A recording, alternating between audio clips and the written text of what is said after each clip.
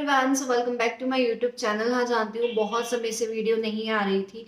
थोड़ा सा इधर उधर की प्रॉब्लम्स कह सकते हो आप, शिफ्टिंग कह सकते हो। बहुत सारी ऐसी स्टेजेस आ गई थी कि इसमें टाइम नहीं दे पा रही थी। बट मैंने सोचा क्यों ना जो अपना एक्सपीरियंस है, जो मेरे साथ हुआ, या फिर आप कह सकते हो कि बहुत सारे ऐसे सिचुएशंस होती हैं जहाँ पे हम सबको करवानी पड़ती है सी सेक्शन। तो आज हम बात करेंगे कब और किन स्थितियों में महिलाओं को सी सेक्शन डिलीवरी के लिए डॉक्टर जो है ऑप्ट करवाने के लिए कहते हैं। तो सबसे पहले जान लेते हैं सी सेक्शन डिलीवरी होती क्या है। तो देखो, आप सब जानते होंगे प्राकृतिक रूप से जब बच्चा पैदा होता है वर्जाइना के थ्रू होता है, जिसको हम नॉर्मल डिलीवरी कहते हैं। वहीं अब मैं बात करूं कि आपके जो पेट है, स्टमक है, उस पर एक डॉक्टर चीरा मारते हैं, आप मतलब कट मारते हैं, और उसके थ्रू बच्चा जो है निकाला जाता है, जिसे C section delivery, caesarean delivery भी कहा जाता है।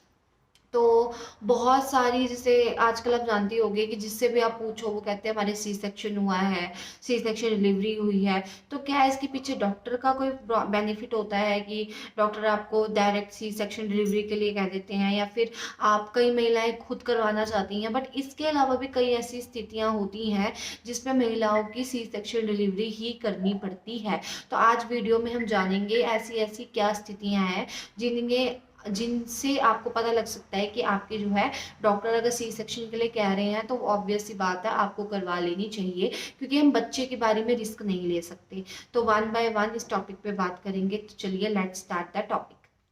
तो गाइस, सबसे पहले अगर मैं बात करूं तो वो है प्रसव पीड़ा का ना होना, जैसे लेबर पेन का ना होना।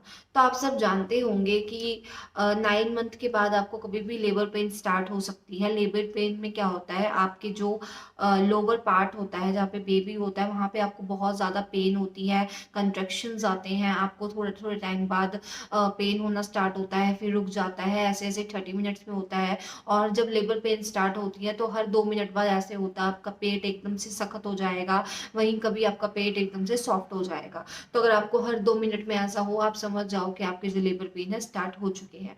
तो कई महिलाओं को जो है लेबर पेन नहीं आता, आपका टाइम भी निकल जाएगा, आपकी वजाइना है वो प्रॉपरली ओपन नहीं होगी, जो कि 10 सेंटीमीटर तक होनी चाहिए। उसके बाद मैं बात करूं तो बच्चे की पोजीशन पे भी लेबर पेन बहुत ज्यादा इफेक्ट करती है। बच्चा जो होता है, कभी कभार क्या होता है, टाइम निकल जाता है पूरा, और बच्चे की पोजीशन होती है वो हेड डाउन पोजीशन में नहीं आ पाती, जिसमें बच्चा अपना सर जो है बच्चेदानी में नहीं फंसा पाता और नॉर्मल डिलीवरी नहीं हो पाती। तो इन दो केसेस में आपकी जो है लेबर पेन को लेकर डिलीवरी भी सी सेक्शन करवानी पड़ती है। क्योंकि अगर आपकी वर्जाइना ओपन नहीं हो रही, बच्चे का सर जो है बच्चेदानी में नहीं फंस रहा, और जो टाइम है वो निकली जा रहा है, मतलब 40 वीक्स आपको कंप्लीट हो गए हैं, उस सिचुएशन में बच्चे को बहुत ज़्यादा रिस्क होता है, और आपको जो है डॉक्टर सिजेरियन डिलीवरी के लिए ऑप्ट करवा देते हैं। तो सेकंड है आपका प्लेजेंटा प्रीविया। अब प्लेजेंटा प्रीविया क्या होता है, बहुत इजी लैंग्वेज में मैं आपको बताऊं तो जो आपका प्लेजेंटा होता है वो आपका गर्भाशय के बहुत ज़्यादा नीचे होता है। तो गर्भाशय के अगर नीचे होगा तो बच्चेदानी को कवर कर लेता है, जिसकी वजह से आपकी बच्चेदानी टाइम से ओपन नहीं होती, और आपको जो है आप सीजेरियन डिलीवरी के लिए जाना पड़ता है। अगर मैं बात करूं तो ये 200 में से 1% एक महिला को ऐसा होता है। वो भी कब, जब लास्ट सेमेस्टर होता है, क्योंकि बच्चा बहुत ज़्यादा मूवमेंट स्टार्ट कर देता है, बच्चे की जो प्लेजेंटा है वो बदल जाता है। तो आपको टाइम टू टाइम वो अल्ट्रासाउंड में डॉक्टर देखकर बताते रहते हैं, और आपको इस चीज़ का बहुत ज़्यादा ध्यान रखना होता है। इस सिचुएशन में सबसे ज़्यादा आपको क्या ख्याल रखना है कि आपको जो है सबसे ज़्यादा आराम करना है, और जितनी ज़्यादा हो सके मूवमेंट अपनी अवॉइड करनी है, उठना बैठना चलना ये बहुत ज़्यादा करना होता है लास्ट सेमेस्टर में जाते जाते। क्योंकि प्लेजेंटा प्रीविया में बच्चे को बहुत ज़्यादा रिस्क होता है, क्योंकि बच्चेदानी का मुंह बंद हो जाएगा, जो प्लेजेंटा है बच्चेदानी को कवर कर लेगा, और बच्चा जो है ईजिली नहीं निकल पाता। तो इसलिए भी डॉक्टर आपको जो है लास्ट वीक तक वेट करते हैं। अगर प्लेजेंटा चेंज होता है तो ठीक है, नहीं होता तो आपको सिजेरियन डिलीवरी के लिए कह दिया जाता है। अगला है आपका यूट्राइन रैप्चर। तो देखो, यूट्राइन रैप्चर अगर मैं बहुत सिंपल और सरल बात में आपको समझाऊं तो क्या होता है, इसमें जब आपकी प्रेगनेंसी होती है या जब आपको लेबर पेन आता है, उन दोनों के दौरान जब आपका अंदर गर्भाशय है वो छिल जाता है, तब भी आपकी अर्जेंट डिलीवरी करनी पड़ती है।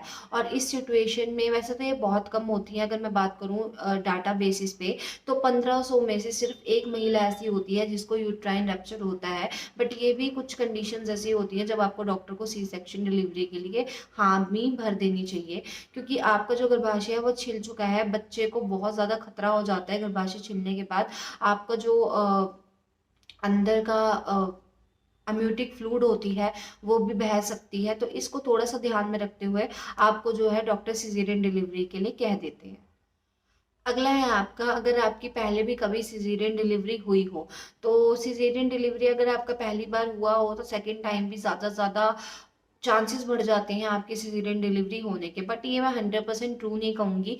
कभी कभार क्या होता है, आपकी पहले सिजेरियन हुई होती है बट बाद में आपकी जो है वो नॉर्मल डिलीवरी भी हो जाती है, तो ऐसा कुछ नहीं है। बट सबसे मेन केसेस कब आते हैं, जब आपकी ट्विन प्रेगनेंसी हो, आपका यूट्राइन रैप्चर हो गया हो, या फिर बच्चे की पोजीशन ठीक ना हो।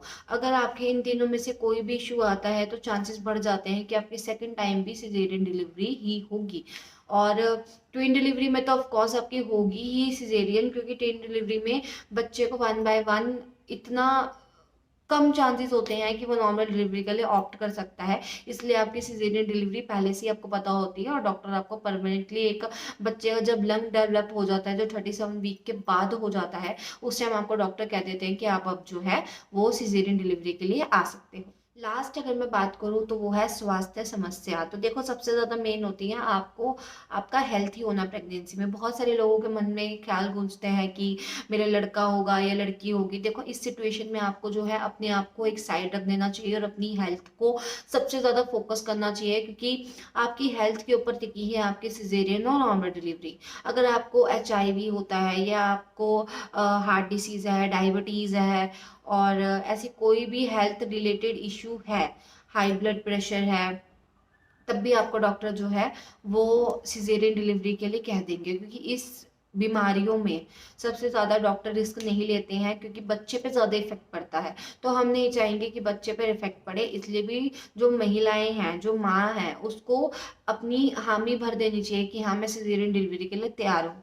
तो जैसे कि मैंने आपको ये 5 समस्या बताई, ये 5 समस्या सबसे मेन रीज़न रहता है सिजेरियन डिलीवरी के लिए होने के लिए। तो आपको इन सब पे पहले से ध्यान देना चाहिए, और इसको टाइम टू टाइम आपको अल्ट्रासाउंड के थ्रू या डॉक्टर की विजिट के थ्रू या अपनी हेल्थ के थ्रू इस पे फोकस रखना चाहिए, ताकि जो आपकी है सिजेरियन डिलीवरी तक आने की नौबत ना रहे और आपकी जो है नॉर्मल डिलीवरी हो पाए।